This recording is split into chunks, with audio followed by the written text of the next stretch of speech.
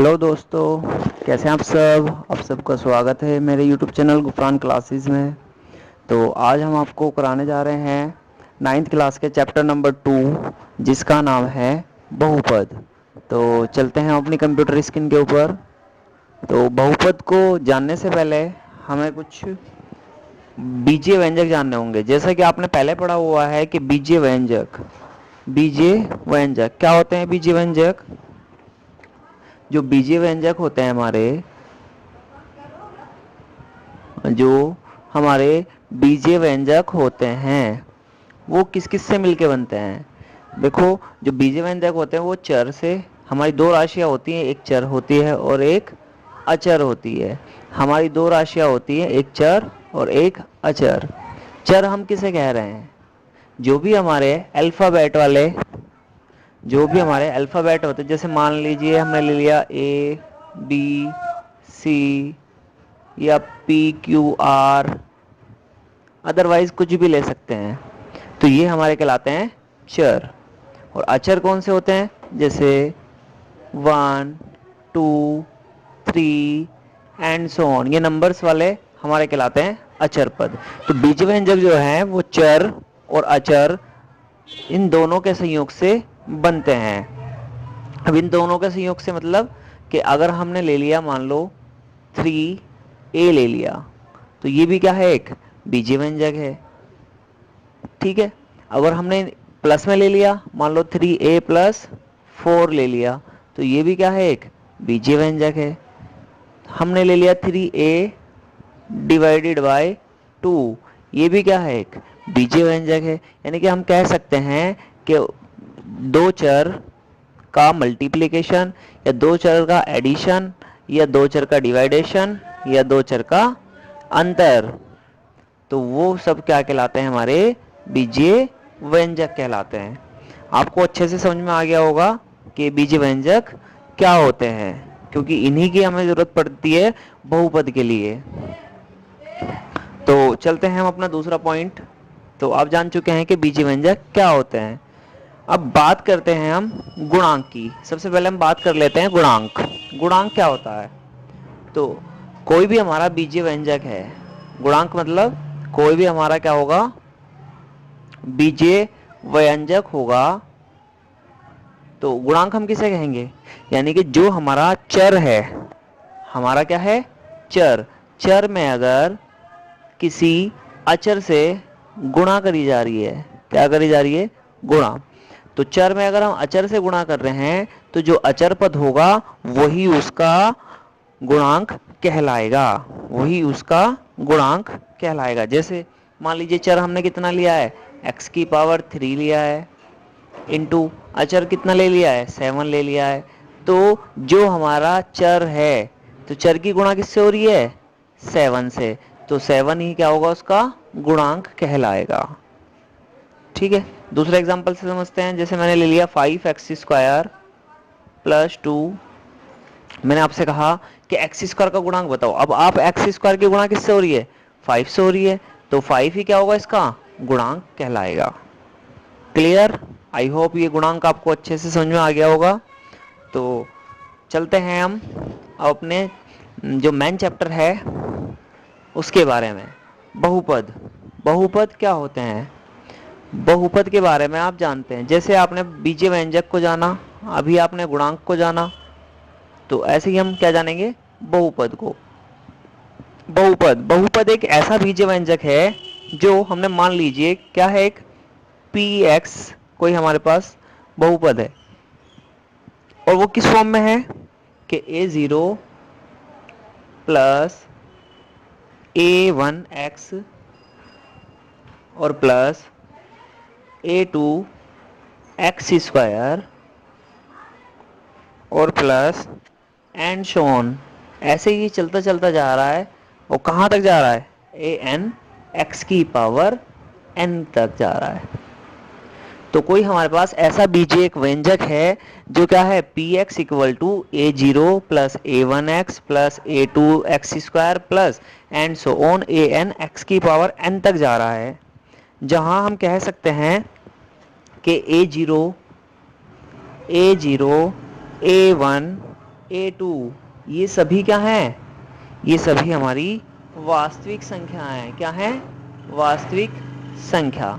और वास्तविक संख्या आप जानते हो, वास्तविक संख्या किससे बनती है? वास्तविक संख्या परिमेय और अपरिमेय दोनों संख्याओं को मिलाकर बनाई जाती है। तो वास्तविक संख्या है, तो हमने इसको A0, A1, A2 ये सभी क्या है? वास्तविक संख्या है। जहां पे क्या है? an नॉट इक्वल टू 0 है। यहाँ पे an 0 नहीं होना चाहिए। अगर ये an 0 हो गया तो फिर ये बहुपद नहीं होगा, क्योंकि n की वैल्यू तो 0 हो गई, तो ये क्या हो जाएगा? 0। यहाँ पे भी 0 हो जाएगी, तो क्या होगा? तो n क्या है? और यहाँ पे हम n को मान लेंगे, n क्या है? नॉन नेगेटिव है। क्या है? नॉन नेगेटिव, यानी कि n की जो भी वैल्यू है, ये जो x की पावर n है, ये नेगेटिव नहीं है, नॉन नेगेटिव है, यानी कि पॉजिटिव है, नॉन नेगेटिव। तो n की जो वैल्यू है वो क्या है? नॉन नेगेटिव है। तो A0, A1 ये सभी क्या है? पूर्णांक है। तो इसी को हम कह रहे हैं, अगर आप ये कंडीशन सेटिस्फाई कर रहे हैं, तो इसी को हम कह रहे हैं कि ये क्या है? यह एक बहुपद है। और बहुपद को हम px या qx या rx के रूप में हम लिख सकते हैं, जहां x क्या है? एक चर पद है। तो अगर हमारा ये बहुपद px है, तो इसका मतलब क्या हुआ? px के रूप में उसके जो चर होंगे वो क्या होंगे? px के रूप में होंगे। आई होप आपको अच्छे से समझ में आ रहा होगा। तो चलते हैं हम अपने बहुपद। आपने जान लिया कि बहुपद क्या होते हैं, तो अब चलते हैं हम नेक्स्ट पॉइंट के पास कि बहुपद के प्रकार। बहुपद के प्रकार आप जानते हैं कि मान लीजिए, चलो एक एग्जांपल लेते हैं पहले बहुपद। तो आप देख पा रहे हैं कि 2x की पावर 3 माइनस 5x प्लस 7 ये क्या है? एक बहुपद है। क्यों? क्योंकि इसमें जो x की जो पावर है वो क्या हो रही है? घटते हुए क्रम में है, यानी कि घटते हुआ क्रम हमारा क्या कहलाता है? घटता हुआ क्रम हमारा अवरोही क्रम कहलाता है। या तो ये पावर अवरोही क्रम में हो या आरोही क्रम में हो, तभी इसको हम क्या कह देंगे? कि ये एक बहुपद है। और आप देख पा रहे हैं कि px का हमने क्या लिखा था कि A0, A1x और A2x square plus and so on ऐसे ही चला जाता है। तो यहाँ पे भी आप देख पा रहे हो कि पावर क्या है? x की जो पावर है वो बढ़ते हुए क्रम में, यानी कि आरोही क्रम में है। इसीलिए हम इसको क्या कह रहे हैं? कि ये एक बहुपद है। क्लियर? आई होप आपको ये अच्छे से समझ में आ रहा होगा। फिर भी अगर कोई क्वेरी है तो आप हमें कमेंट बॉक्स में ज़रूर बताएं। तो आप देख पा रहे हैं कि 2x की पावर 3 माइनस के 5x और प्लस 7, इसमें x की पावर 3 और यहाँ पे x की पावर 1 और फिर आगे x की पावर नहीं है, यानी कि पावर क्या हो रही है? घट रही है। तो इसी को हम क्या कह देंगे? कि ये एक बहुपद है। और ये कैसा बहुपद है? आप जानते हो ये सब क्या है? पूर्णांक है। 2, 5, 7 ये सब क्या है? पूर्णांक। तो ये क्या है? पूर्णांक में एक बहुपद है। अभी हम दूसरा एक बहुपद लेते हैं। जैसे हमने ले लिया 2/3 x की पावर 3 माइनस के 5/4 x square plus 3x minus plus 6। अब आप देख रहे हैं ये क्या है? 2/3 एक परिमेय संख्या है, 5/4 ये भी क्या है? एक परिमेय संख्या है। तो ये इसलिए परिमेय संख्याओं में बहुपद है। तो ये कैसा बहुपद है? एक परिमेय संख्याओं में बहुपद हो जाएगा। क्लियर? तो हमारे बहुपद पूर्णांकों में भी होते हैं, परिमेय संख्याओं में भी होते हैं और वास्तविक संख्याओं में भी होते हैं। तो क्वेश्चन तो कोई ऐसा आएगा नहीं कि बहुपद को बताइए कि वास्तविक में है या परिमेय है, लेकिन आपको पता होना चाहिए कि कौन कौन से हमारे बहुपद हो सकते हैं। इसीलिए हम इसको क्या कह रहे हैं? जो ये परिमेय संख्या है तो इन्हीं को हम कह रहे हैं परिमेय बहुपद। क्लियर? आई होप आपको अच्छे से समझ में आ रहा होगा। तो चलते हैं अपना नेक्स्ट पॉइंट के पास। तो अब हम सीखेंगे कि बहुपद के कितने प्रकार होते हैं। बहुपद के प्रकार तो जानेंगे हम इसमें बहुपद के प्रकारों में। तो पहला हमारा जो होता है कि एक पदी बहुपद। तो एक पदी बहुपद होते क्या हैं? तो जैसा कि आप इस कंप्यूटर स्क्रीन पर देख पा रहे हैं कि एक पदी बहुपद हम किसको कह रहे हैं? कि जो बहुपद जिस बहुपद में केवल क्या हो, एक पद हो, क्या हो, एक पद, केवल एक पद हो जिस बहुपद में, उसी को हम क्या कह रहे हैं, एक पदीय बहुपद। और बहुपद आपने जान लिया, पहले तो पद की बात हो रही है, इसमें दो चीज की बात आ रही है, एक पद की और एक बहुपद की। तो पहले तो एक पद होना चाहिए और फिर वो दूसरा बहुपद होना चाहिए। तो यहाँ पे देख रहे हैं आप, ये क्या है 3x, इसमें कितने पद हैं, केवल एक पद है, ये 3x पूरा क्या है, एक पद है, तो इसीलिए हम इसको कह देंगे 3x एक बहुपदीय बहुपद है। दूसरा हमने ले लिया 5, 5 क्या है, सिंगल पद है इसमें, तो इसीलिए हम इसको कह देंगे कि, तो जैसा कि आप कंप्यूटर स्क्रीन पर देख रहे हैं, जैसे 5, 5 क्या है, 5 में एक पद है, तो इसलिए हम कह देंगे इसे ये एक पदीय बहुपद है। और देखिए 7x² आपको दिखाई दे रहा है, तो इसमें कितने पद हैं, एक पद, और ये एक बहुपद भी है, तो इसीलिए इसे हम कह देंगे कि ये एक पदीय बहुपद है। तो आई होप आपको ये अच्छे से समझ में आ रहा होगा। तो ये हम इसको कह देंगे कि ये चर में कितना है, आप देख रहे हो, आप देख पा रहे हो एक चर वाले बहुपद, इसमें आप देख पा रहे हो कि इसमें चर कितने हैं, एक है, इसमें x है, इसमें x² है, यानी कि ये x में है, तो इसीलिए हम इसको कह देंगे एक चर वाले बहुपद। अब चलते हैं दूसरा, दूसरा हमारा आता है द्विपद बहुपद या द्विपदीय बहुपद। द्वि का मतलब क्या होता है, दो, पद का मतलब क्या होता है, पद, जिसमें कितने पद हों, दो पद हों, जिसमें दो पद होंगे उसे हम क्या कह देंगे, द्विपदीय बहुपद। और वो कैसा होना चाहिए, बहुपद होना चाहिए। तो देखिए जैसे आपके पास लिखा हुआ है 3x + 2, तो आप देख पा रहे हैं 3x + 2, इसमें कितने पद हैं, 3x एक पद हो गया और 2 दूसरा पद हो गया, तो इसमें दो पद हो गए, और ये कैसा है, एक बहुपद है, तो इसीलिए हम इसे कह देंगे द्विपदीय बहुपद। तो आई होप आपको ये अच्छे से समझ में आ रहा होगा। जैसे कोई दूसरा एग्जांपल ले लेते हैं हम, 5x² + 3x, तो आप देख रहे हो 5x² एक पद है और दूसरा पद क्या है, 3x, तो ये दोनों, ये दो पद हो गए, तो इसी को हम क्या कह रहे हैं, द्विपदीय बहुपद। तो आई होप आपको एक पदीय बहुपद और द्विपदीय बहुपद अच्छे से समझ में आए होंगे। तो आशा करता हूँ कि आपको ये वीडियो पसंद आ रही है। आप अपने फ्रेंड दोस्तों में इसको, वीडियो को शेयर कीजिए, वीडियो को लाइक कीजिए।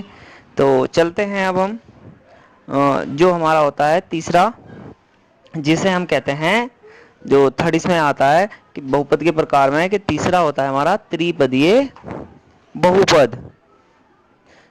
जैसा आप कंप्यूटर स्क्रीन पर देख पा रहे हैं कि त्रिपदीय बहुपद, त्रिपदीय, त्रि मतलब क्या होता है, तीन, और पदीय मतलब उसमें पद, तो त्रिपदीय बहुपद, अर्थात कहने का मतलब यह है कि जिसमें तीन पद हों, कितने पद हों, तीन, जिसमें तीन पद होंगे उसे हम क्या कहेंगे, त्रिपदीय बहुपद, उसे हम क्या कहेंगे, त्रिपदीय बहुपद। जैसे आपके सामने ले लिया हमने एक एग्जांपल, 3x² + 4x + 1, इसमें कितने पद हैं, 3x² एक पद है, 4x दूसरा पद है और 1 तीसरा पद है। इन तीनों को मिला देते हैं हम तो तीन पद बन जाते हैं, इसीलिए इसको हम क्या कह रहे हैं, त्रिपदीय। और ये क्या है, एक बहुपद है, x की पावर कैसी है, घटते हुए क्रम में है, यानी कि घटता हुआ क्रम मतलब हमारा अवरोही क्रम, अवरोही क्रम में है, तो इसी को हम क्या कह देंगे कि ये एक त्रिपदीय बहुपद है।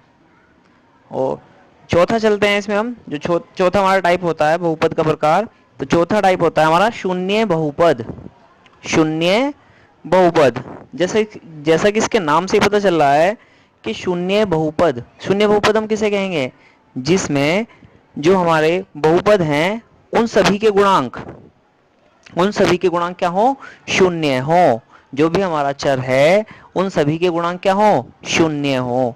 जैसे एग्जांपल ले लिया हमने 0 × x² + 0 × x और +0, आप देख पा रहे हैं सभी के गुणांक क्या हैं, 0 हैं। गुणांक मतलब जिससे हम उसमें गुणा करते हैं चर में, तो आप देख पा रहे हैं ये क्या हो जाएंगे हमारा, इसी को हम क्या कह देंगे, शून्य बहुपद, ये हमारा कहलाता है शून्य बहुपद। इसी को हमने बोल दिया कि ये एक शून्य बहुपद है, जिसके गुणांक क्या हो, जिसके सभी गुणांक क्या हो, चर के शून्य हो। क्लियर? तो चलते हैं हम आगे।